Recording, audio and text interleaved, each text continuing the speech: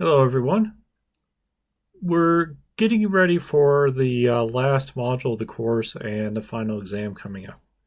I just wanted to go over a couple of things that I updated right before Thanksgiving break to help you prepare for the final exam itself, along with remind you about the midterm exam corrections.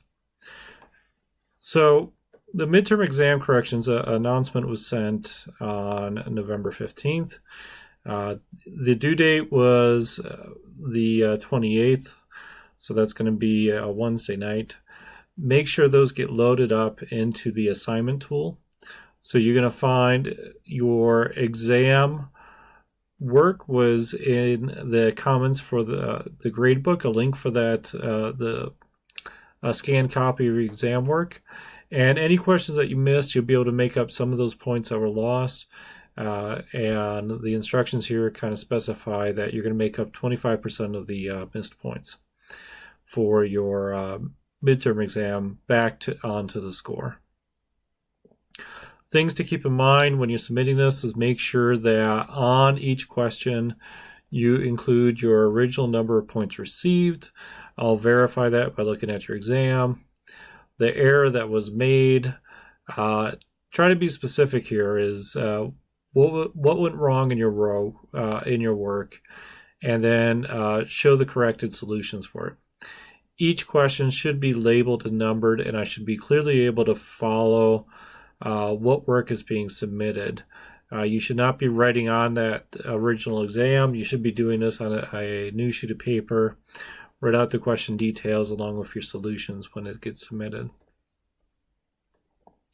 Now, the other thing I went in and did was for any of the module quizzes, 4, 5, 6, and 7 right now, I believe it was also extended.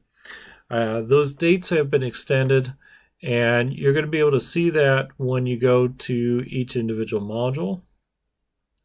So if I go to module 4 here, and I scroll down and look at my quizzes, you can now retake module 4 quiz. So the homework is still open, like we've mentioned before. It's open all the way through December 11th. The module quiz is now open through December 7th, and 2 more attempts were added. So if you did 3 attempts for the module 4 quiz, you now have 2 more attempts to improve on your score or use this as a study guide for the final exam. So take the quiz and see how you do, and then ask questions about what you've missed, rework any problems, and then take it for the last time, the 5th time as well. And this should be used as one of those tools to help you prepare for the final exam. So you don't want to be doing this the night before you take the final. You want to start doing this this weekend or this week. Take a look at the Module 4 quiz, the Module 5 quiz, Module 6 quiz, and so on, and redo the homework before you take the quiz for practice, and then take the module quiz to see how well you're doing on that material. So each one of those modules, as I mentioned, had extended the quiz due date, and the number of attempts were increased to 5 total. Module 7, the one that's currently due, has actually been extended to December 7th as well. And then our last module that we're going to be looking at is voting theory. That one still has the original due date of December 5th, just so you're aware of that. Our last module that you're going to be started on Thursday is looking at the general idea for voting from more of a mathematical perspective, that there are alternative ways to vote other than just saying, I vote for this candidate, maybe there's 5 of them, and I pick one.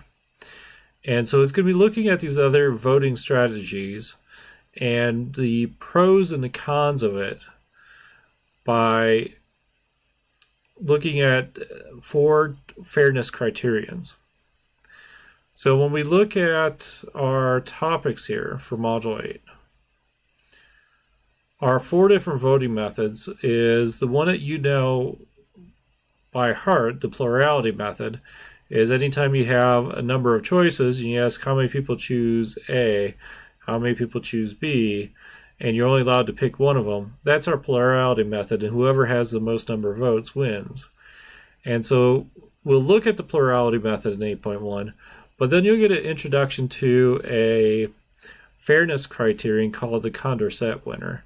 And so what the fairness criterions are looking at is saying, here's what should be true if I want to use a voting process that avoids doing something.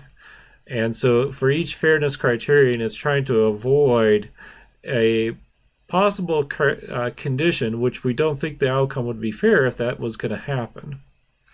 And so you'll learn not only about the voting methods of plurality, RV, Borda-Cowan, Copeland's method, you also learn about these fairness criteria. So the Condorcet winner, the monotonicity fairness criteria, the majority criterion, and independence of irrelative alternatives. So like Module 4, there's a little bit of vocabulary thrown at you, but in addition to the vocabulary, there is a method for each one of these voting processes. It's kind of a nice section to end on, especially since we're coming off an election, to realize Maine actually went into using a different voting method other than a plurality one. And so I kind of encourage you to take a look at all the stories that were coming out about the Maine election, and maybe I'll share one of those in an upcoming announcement.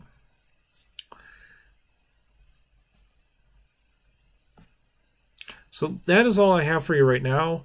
Just as a reminder, turn in those exam corrections into the assignment tool by the end of the day on the 28th. And hopefully I will have those corrections updated on your score by the midweek next week, by that following Wednesday. Thank you. I'll see you in the discussion forums.